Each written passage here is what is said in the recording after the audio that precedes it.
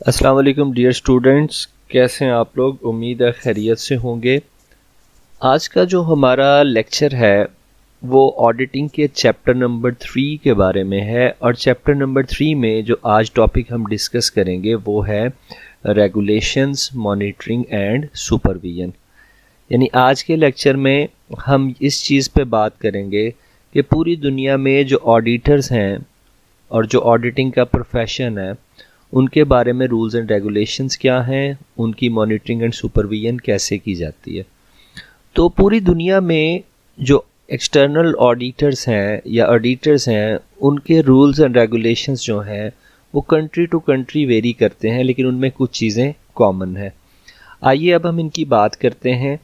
सबसे पहला जो इसमें इस टॉपिक में जो सबसे पहली हेडिंग है वो है एजुकेशन एंड वर्क एक्सपीरियंस।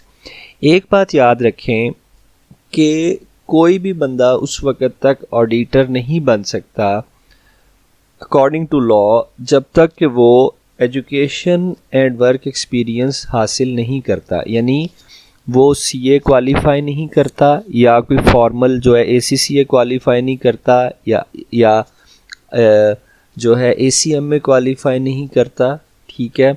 और उसके अलावा जो है वो किसी भी चार्टर्ड अकाउंटेंट फर्म में 3 या 4 साल का वर्क एक्सपीरियंस नहीं लेता। तो ये कंट्री टू कंट्री रूल्स थोड़े से डिफ़र करते हैं, लेकिन ओवरऑल सभी मुल्कों में एक चीज़ पर इत्तफाक है कि a person who is going to work as an auditor, first of all he will get education from any professional body and then he will appear in exam and then he will get work experience from a professional organization, then he will be eligible to become external auditor. दूसरे number पर जो मुल्की कवानीन हैं वो इस चीज़ का तयन करते हैं कि उस मुल्क में कौन ऑडिटर के तौर पे काम कर सकता है। National laws determine who can act as auditor. एक मुल्क का जो लॉ है वो तयन करता है कि कौन ऑडिटर के तौर पे काम कर सकता है, लेकिन ऑडिटर के तौर पर काम करने के लिए किसी भी बॉडी की, प्रोफेशनल बॉडी की मेंबरशिप का होना ज़रूरी है। और पाकिस्तान में आपके पास अगर ICAP की मेंबरशिप है या ICMAP institute of cost and management accountants of Pakistan की मेंबरशिप है या ICAP institute of chartered accountants of Pakistan की मेंबरशिप है, तो फिर आप ऑडिटर के तौर पर काम कर सकते हैं। उसके अलावा गवर्नमेंट जो है या डिफरेंट प्रोफेशनल बॉडीज़ जो हैं वो ऑडिटर को सुपरवाइज़ करती हैं और मॉनिटर भी करती हैं। तो अभी हम डिटेल में बात करते हैं। जो सबसे पहली चीज़ है वो है एजुकेशन, एग्जामिनेशन एंड एक्सपीरियंस। यानी ये जो फर्स्ट हेडिंग है इसी हेडिंग को हम डिटेल में यहाँ पर डिस्कस कर रहे हैं।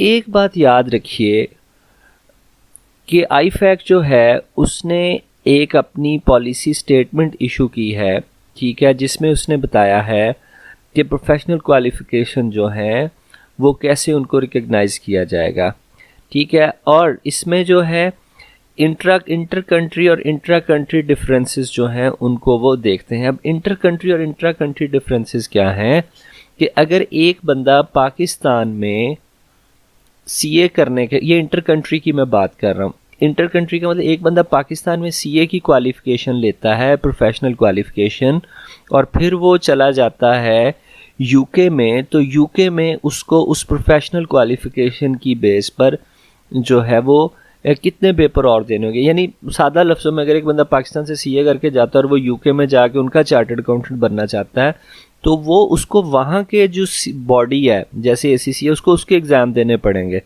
और इंट्रा कंट्री का क्या है कि पाकिस्तान में अगर एक बंदा उसने CA किया हुआ है, वो साथ ICMAP भी करना चाहता है, साथ वो ACMA भी करना चाहता है, associate cost and management accountant, तो फिर जो है वो कैसे, मतलब जो है फिर वो उसको कौन से जो एग्ज़ाम जो है वो क्लियर करने पड़ेंगे। तो इसमें 3E क्राइटेरिया जो है वो समझना ज़रूरी है। अगर आप पहली 2 लाइन्स को अंडरस्टैंड नहीं कर सके, ये थोड़ी सी एडवांस लेवल की चीज़ें हैं, तो आप 3rd लाइन को जो है वो देखें। 3E क्या है? 3E में 3 चीज़ें आती हैं जी। Number 1 education, number 2 examination and number 3 experience. Education, examination and experience.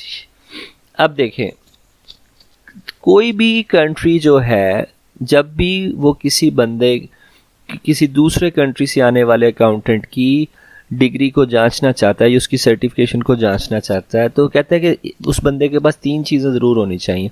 या ओवरऑल समझ लें, चले मैं आपको इससे भी सिंप्लीफाई कर देता हूँ कि अगर एक बंदा एज ए चार्टर्ड अकाउंटेंट काम करना चाहता है तो उसके पास कम से कम जो है वो 3E होना ज़रूरी है। 3 का मतलब नंबर 1 एजुकेशन होना ज़रूरी है उसके पास, फिर वो बंदा ऑडिटर के तौर पर काम करने के लिए एलिजिबल होता है। अब एजुकेशन में 2 चीज़ें ज़रूरी हैं। सबसे पहले थ्योरेटिकल नॉलेज होना चाहिए। थ्योरेटिकल नॉलेज का मतलब किस किस चीज़ की थ्योरी का पता होना चाहिए। फाइनेंशियल स्टेटमेंट्स की असेसमेंट कैसे करनी है, ऑडिट पढ़ा होना चाहिए। ये कंपल्सरी नॉलेज का मतलब एक बंदा जो ऑडिटर बनने जा रहा है उसके पास इन चीज़ों का नॉलेज होना तो लाजमी है। Analysis and critical statement of financial statements. Number 2, उसने ऑडिटिंग का सब्जेक्ट पढ़ा हो, उसको कंसोलिडेटेड अकाउंट्स का पता हो, cost and management accounting, general accounting, internal control system. उसके अलावा उसे ऑडिट और अकाउंटेंसी से रिलेटेड जो लीगल और प्रोफेशनल रिक्वायरमेंट्स हैं उनका इल्म हो, और उसको फाइनेंशियल स्टेटमेंट के स्टैंडर्ड्स का पता हो। दूसरे नंबर पर कुछ और चीज़ें हैं जो कि ऑप्शनल हैं। ऑप्शनल का मतलब कि ये कंपल्सरी नहीं है लेकिन ये ऑप्शनल है। Number 1, basic principle of financial management of undertaking, इदारों की फाइनेंशियल मैनेजमेंट के रूल्स। फिर economics, financial economics, general economics, business economics, civil और कमर्शियल लॉ भी उस ऑडिटर को आना चाहिए। आईटी आनी चाहिए, law of insolvency, maths, provision of financial services, professional conduct का पता होना चाहिए, एथिक्स का पता होना चाहिए, social security and law of employment का पता होना चाहिए, और टैक्स लॉ का पता होना चाहिए। अब टैक्स लॉ तो आपको पता है जो कि टैक्स पे अप्लाई होता है। Social security and law of employment, जो आपके पास मजदूर लेबर काम कर रही है उन पर जो लॉ अप्लाई होते हैं उनका पता होना चाहिए। आपने प्रोफेशनली कैसे काम करना है, इखलाकियात क्या हैं, ठीक है। आपने डिफरेंट इदारों को जो सर्विसेज देनी है, आपको मैथ्स स्टैट्स का पता होना चाहिए। अगर कोई इदारा इंसॉल्वेंट हो गया, शख्स इंसॉल्वेंट हो गया, उसको कैसे हैंडल करना है, ये लॉ ऑफ इंसॉल्वेंसी के ज़ुमरे में आता है। तो देखें जनाब, किसी भी बंदे को ऑडिटर बनने के लिए जो सबसे पहली चीज़ रिक्वायर्ड होती है वो एजुकेशन है। यानी एक उसके पास कंपल्सरी नॉलेज और दूसरा उसके पास ऑप्शनल नॉलेज हो। अच्छा, उसके बाद जो अगली बात है वो है जी कि एक बंदे ने एजुकेशन हासिल कर ली तो उसने ये सब्जेक्ट्स भी पढ़ लिए। दूसरी बात, वो बंदा एग्ज़ाम भी पास करे तो फिर वो ऑडिटर बनने का अहल होगा। Examination, accountants are required to pass professional competence examination.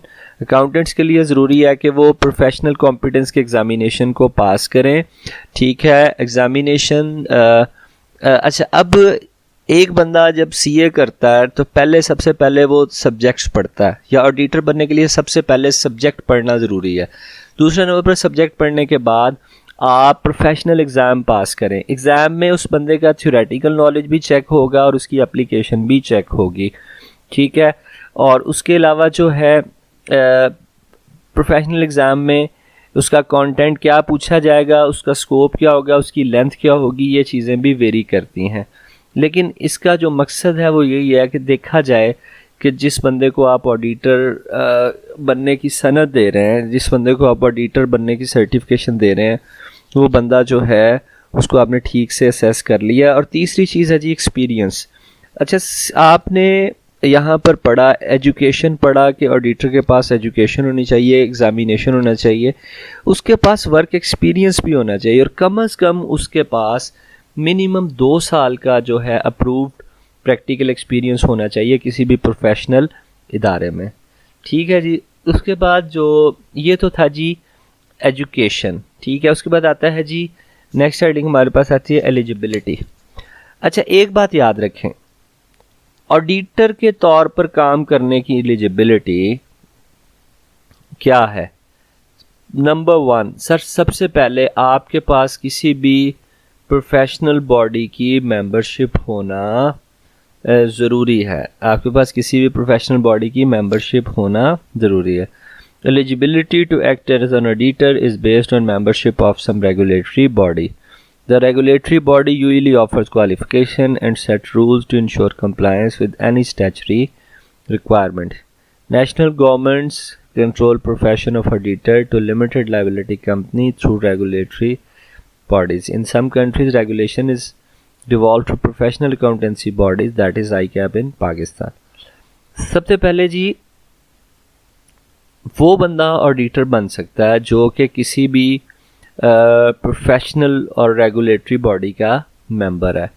अब ये रेगुलेटरी बॉडीज़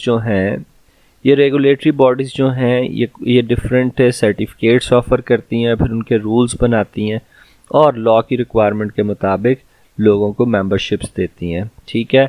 और मुख्तलिफ़ मुल्कों की जो गवर्नमेंट है वो ऑडिटर्स के प्रोफेशन को भी कंट्रोल करती हैं रेगुलेटरी बॉडीज़ के थ्रू. पाकिस्तान में जो रेगुलेटरी बॉडी है, प्रोफेशनल अकाउंटेंसी बॉडी है, वो ICAP है. ठीक है जी. उसके बाद नेक्स्ट पे आते हैं.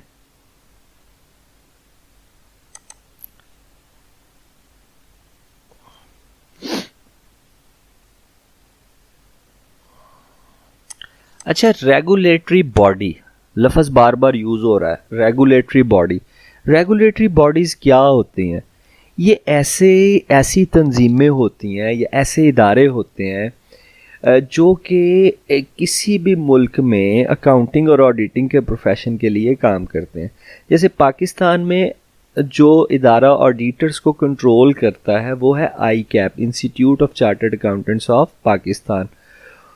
और इसके अलावा जो ICMAP है, institute of cost and management accountants of Pakistan, इनके पास भी जो है वो ऑडिट के लिमिटेड इख्तियारात मौजूद हैं, लेकिन मेनली जो इदारा डील करता है वो ICAP है. अब ICAP is a regulatory body का मतलब रूल्स एंड रेगुलेशंस को समझें. रेगुलेशन का मतलब एक ऐसा इदारा जो कि रेगुलेशंस बनाता है, रूल्स बनाता है. तो रेगुलेटरी बॉडी लफ्ज़ रेगुलेशन से है, यानी एक ऐसा इदारा जो कि एक मुल्क में ऑडिट के लिए रूल्स एंड रेगुलेशंस डिज़ाइन करता है. अब रेगुलेटरी बॉडी करती क्या है? रेगुलेटरी बॉडी के कुछ फंक्शंस हैं. Regulatory body number 1, regulatory body का जो पहला फंक्शन है वो ये है, रेगुलेटरी बॉडी इस बात को इंश्योर करती है, यकीनी बनाती है कि फ़िट और प्रॉपर लोग जो हैं उनको कंपनी का ऑडिटर बनाया जाए. रेगुलेटरी बॉडी नंबर 2 इस बात को यकीनी बनाती है कि ऑडिट वर्क जो है वो प्रॉपरली किया जाए और प्रोफेशनल ईमानदारी के साथ, इंटेग्रिटी के साथ किया जाए. फिर जो रेगुलेटरी बॉडी है, ठीक है, वो देखती है कि कंपनी का ऑडिट करते हुए ऑडिटर ने टेक्निकल स्टैंडर्ड्स को फॉलो किया या नहीं किया. कंपनी इस बात को भी इंश्योर करती है, रेगुलेटरी बॉडी इस बात को भी इंश्योर करती है कि जो एलिजिबल पर्सन है उनका कॉम्पिटेंस लेवल एक ख़ास हद तक है, यानी वो कॉम्पिटेंट लोग ऑडिट कर रहे हैं. और जो रेगुलेटरी बॉडीज़ हैं वो इस बात को यकीनी बनाती हैं कि तमाम फर्म्स जो कि उसके अंडर काम कर रही हैं वो उनको रोकती हैं. ठीक है.